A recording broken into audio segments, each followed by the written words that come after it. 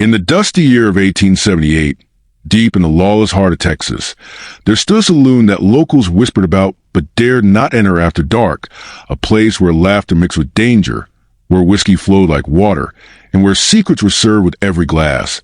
And the woman at the center of it all was no ordinary saloon owner. She was Violet McGraw, a striking figure with fiery eyes and a voice that could charm the toughest outlaw. But behind her smile lurked a secret that would turn this saloon into the stage of one of the deadliest nights the Wild West had ever seen. A night that claimed 12 lives in the span of just a few hours. Imagine stepping into that saloon, the swinging doors creaking, the piano playing faintly in the corner, cigar smoke curling toward the ceiling, and the sharp smell of whiskey mixing with sweat and gunpowder. But what if you knew that in just a few hours, the same room would be filled with silence, broken glass, and lifeless bodies? Why did 12 men walk into Violet's saloon that night and never walk out alive? Was it greed? Was it revenge?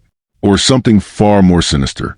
Violet had built her empire in a town where lawmen were scarce and guns spoke louder than justice, and yet she knew how to play both sides, welcoming cowboys, outlaws, and drifters with equal charm, serving them whiskey, food, and sometimes something extra they never bargained for.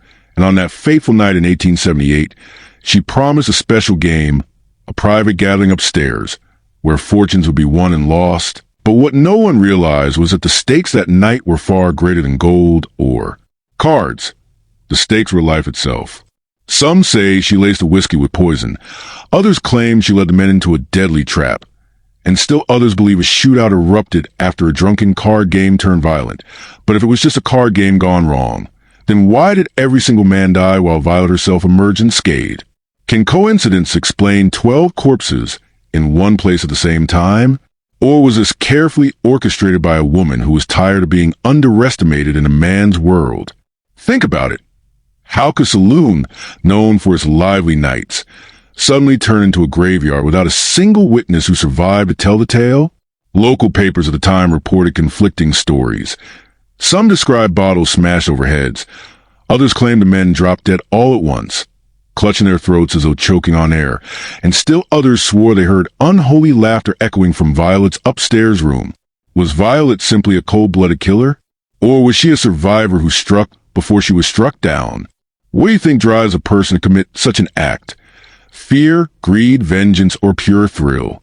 Imagine the sheriff arriving the next morning, pushing open the blood-stained saloon doors, the silence so thick it suffocates, and finding 12 lifeless men sprawled across the floor, glasses still half full, cards frozen mid-game, and one chair empty, Violet's chair. The only thing missing was her. Where did she go? Did she run into the desert to escape the law? Or did she stay hidden among the very people searching for her, disguised by charm and cunning?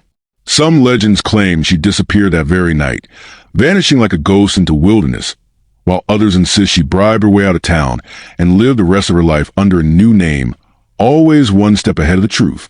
But the question remains, why 12? Was it chance? Or were these 12 men handpicked? Each one with a debt, a betrayal, or a secret that Violet had sworn to punish. Could it be that Violet was not a villain, but an avenger, serving a justice too brutal for the courts of her time? And if she was avenger herself, what horrors had she endured that made such vengeance seem righteous? Picture it. A woman in 1878 running a saloon in a world ruled by men with guns, where her very survival depended on being clever, ruthless, and fearless. Wouldn't you say she had become the predator before she was made the prey? Or was she simply intoxicated by the power of life and death resting in her hands? Even today, historians can't agree on what truly happened that night at Violet's saloon.